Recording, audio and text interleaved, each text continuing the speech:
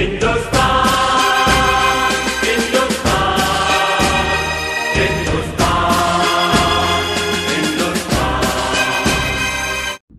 माफ कर दो मेजर साहब, मुझे माफ कर दो मेजर साहब, मेजर साहब मुझे माफ कर दो, मुझे माफ कर दो। हमारे कश्मीर को हिंदुस्तान से अलग करेगा?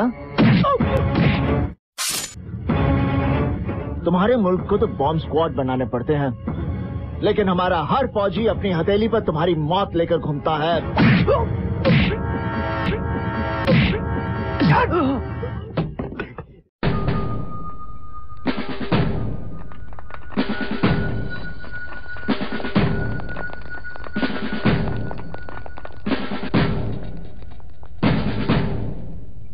आजाद, ये क्या किया तुमने?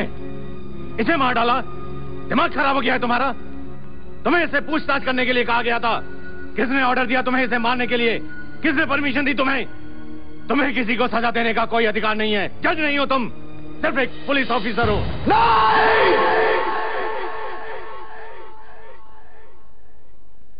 मैं सिर्फ एक पुलिस ऑफिसर नहीं हूं, मैं इंडियन हूं, इंडियन।